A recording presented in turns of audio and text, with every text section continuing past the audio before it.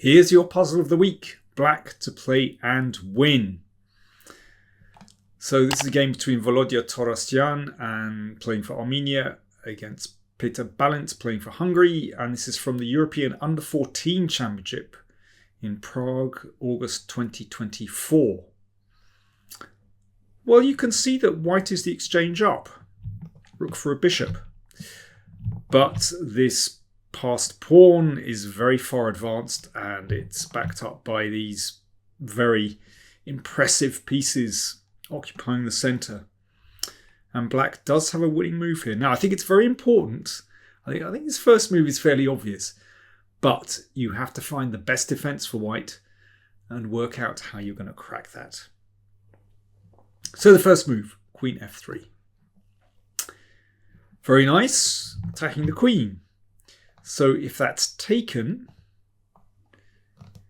then there's no escape actually because, well, here's the flash bit actually. Well, first of all, if the queen just moves away, then e2 and that's that. Okay, so what about queen takes pawn? Did you work out what are you going to do there? e2 check, king g2 now.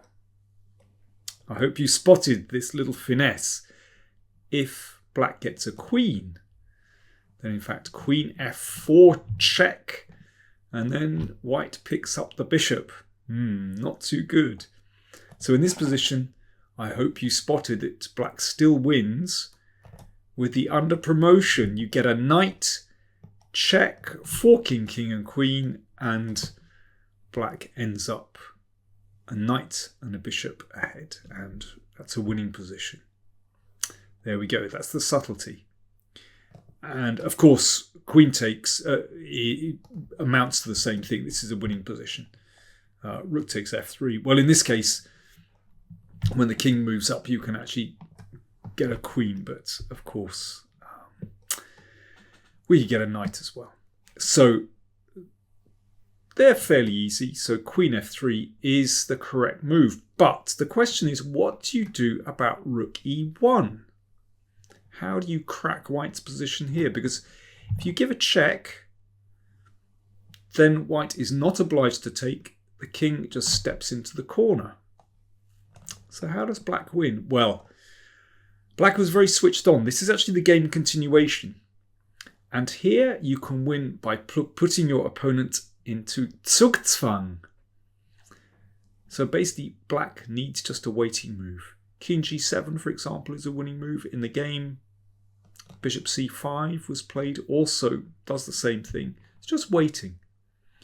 And that cracks white. Because the king can't move. If the rook moves away, you take the queen. Queen takes is still completely winning for black. Those pawns are just too much. And if king f1, well, that's a winning endgame. You can pick off that pawn, for example. So white has no decent move here. And obviously, if the queen moves away, then, well, there's various ways to win e2. And, oh yes, one more variation. If queen g2, then queen f2 picks up the rook. That's very nice. So in the game, after bishop c5, white played h3. And then queen takes g3. And this was very nice. Queen takes h3. Queen stepped in the way. Now just king g5. The king just came up. And there's no defense. I mean, basically, white is still just completely lost here. The king's stepping up the board. So the game finished like this. Check. Now queen f1 is winning immediately. But I mean, this is nice though. I like this. Bishop f2 forces the win of the rook. And the checks soon ran out. You can see, well, okay, we may as well go right to the end of the game. Why not? Because, in fact, there's a very nice finish. After this, g5 is checkmate. beautiful finish. And yeah, I mean, two things. There's the under promotion in this variation here. And here, very nice case of Zugzwang. White has no decent move. Great stuff. Hope you enjoyed that. If you want to see the whole game, then do check out the link to chesspuzzle.net.